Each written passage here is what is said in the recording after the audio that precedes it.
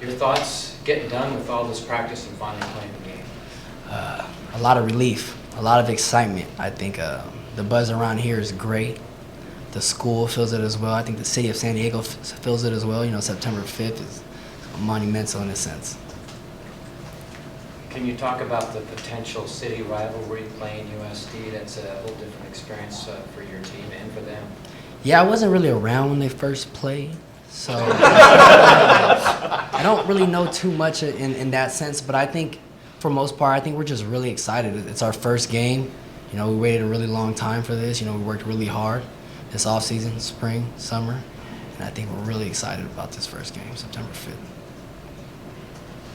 What would you guys say to, or when you first walked into Qualcomm, not during a fall scrimmage, but that first game night, what was that like playing in this stadium for the first time? You probably played in CIF, right? Yeah, I got to, exactly. You were coming back. I don't know, Yeah. Daniel, you guys didn't play here, did you? Yeah, we played in CIF. You did here? Mm-hmm. Yes. So you guys have been here. Pearce, I know you didn't. Up in LA.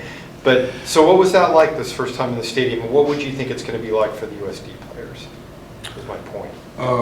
When I first went in, it was actually for a fall scrimmage. I walked in, like, the warm-ups, I was amazed. I was like, wow, this place is huge. So I think, you know, if it's your first time there, I think you'll definitely be amazed at how big it is, how many seats there is. It is an NFL stadium, so it's like one of the top stadiums that I've ever played in, so it was a pretty big deal for me. And I think it will be for them too, because I don't think they've played in a stadium such big, but it's really nice. Do you guys think big deal in a good way for them, that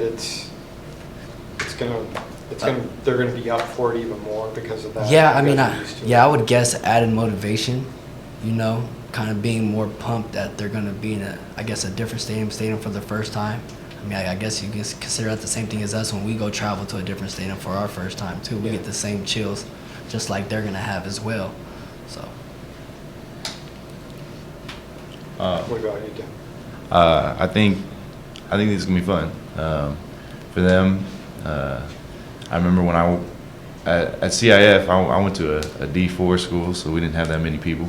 So even if we did play in the CIF there wasn't that many people there. So it was like a big empty stadium.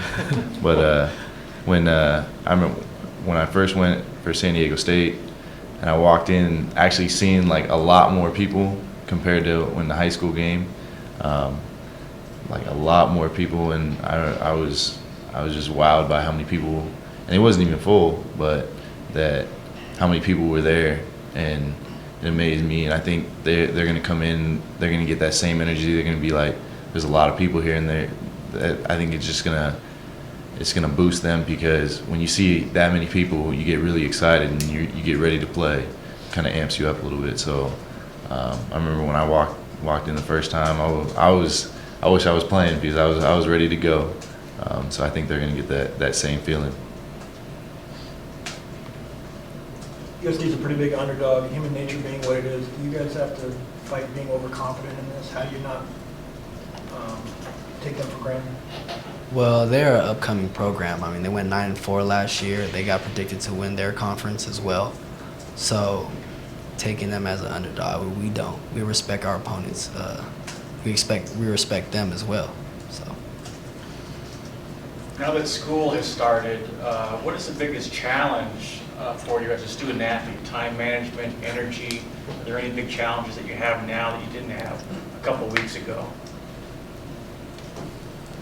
I would say that you just kind of the first couple of weeks is a little bit challenging, not because you're doing like a lot of homework, but just getting ready for your classes, organizing for your classes, and setting up.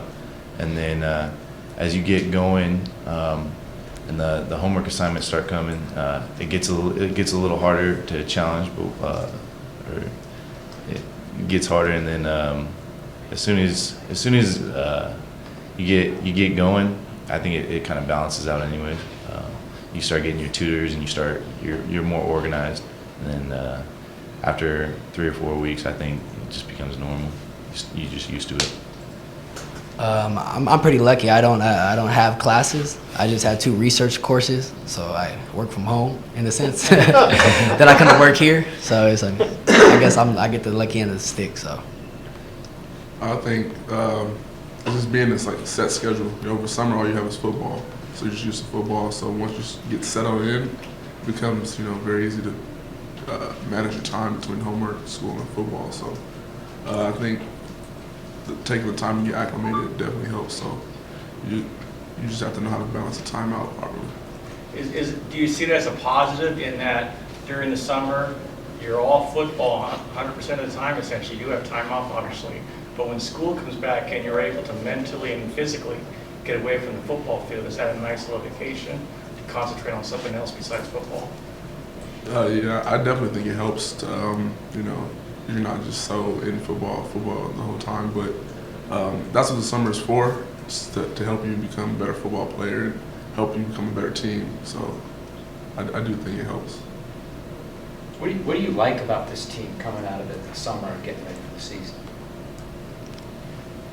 I like the energy that we brought out to the field. I mean, each day there's probably guys really competitive, going after it, fights. I mean, a lot of big collisions. I think us going really hard and just bringing that energy each and every day. That's what we're looking forward to. So would you label yourselves as a physical team then? I would label ourselves as a tough team, and we want to be physical, and we try to be physical. I guess for the offense guys, Daniel, Maxwell Smith, he was named the starter. Just what are your thoughts on him in camp? And ever since he's been here since the spring. What are just overall thoughts of him being the starter? I'm excited.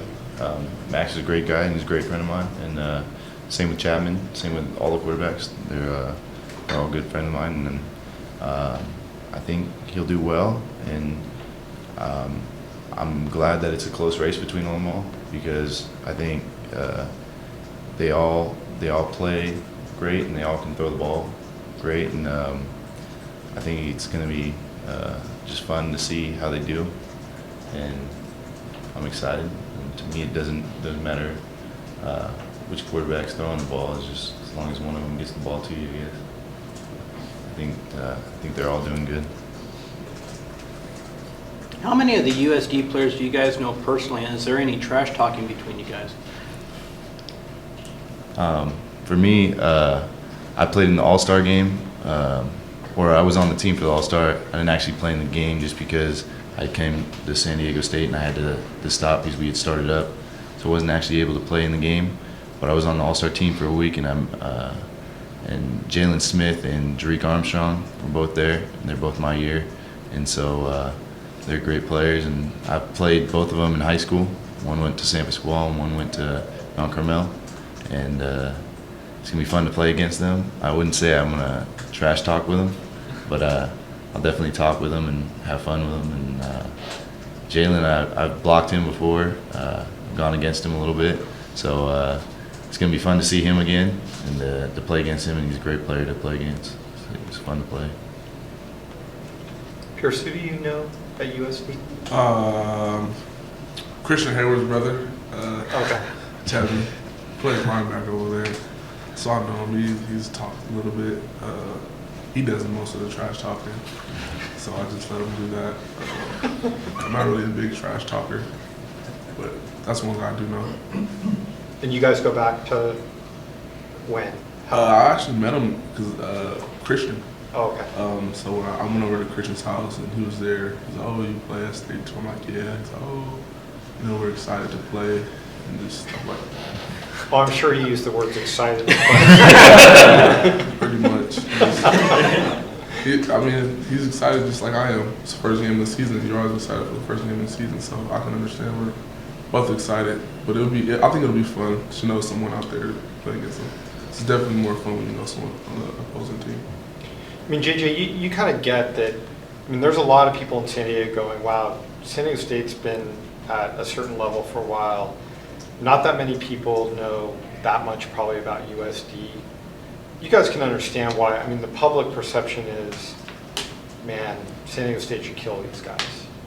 So that's the public perception. And so I think that's why the questions come up about what do you guys think? Because, you know, I think a lot of people are thinking, man, you know, it's almost a no-win situation for you guys in some ways.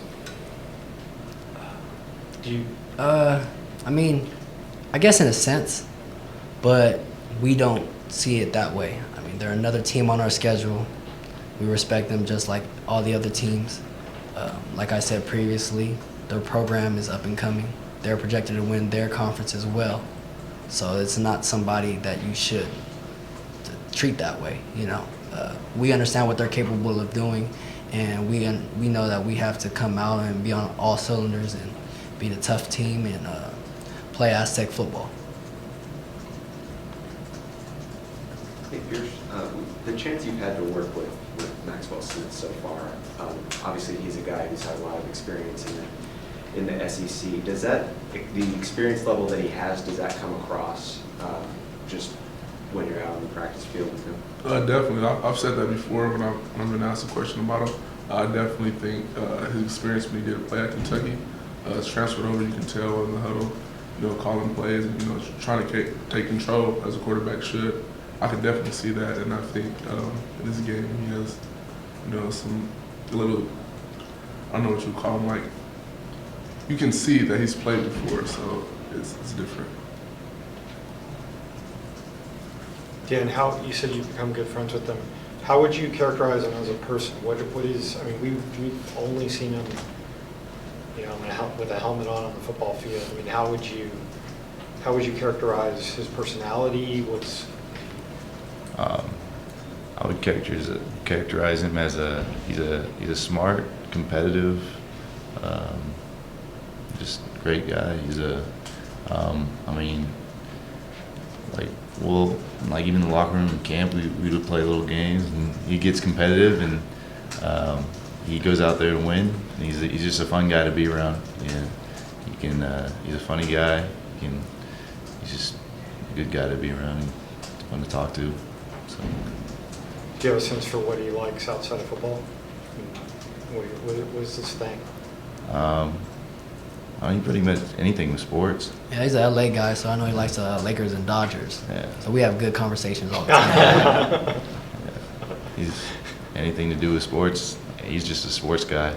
Doesn't matter what sport, he likes them all. So. It's like a walking sports center alert. I mean, he can tell you pretty much anything about anything. Yeah. I don't even like having too much conversations with him. I like to talk about other things in sports, but that kid right there, Maxwell, he's a sports guy, fanatic. So. Really? Yeah. Is basketball big to him, baseball? Everything. I mean, just give him a topic about sports and he'll have his opinion and he's strong about it. You're probably not going to sway it either, so he's probably going to win. But future broadcaster, in other words?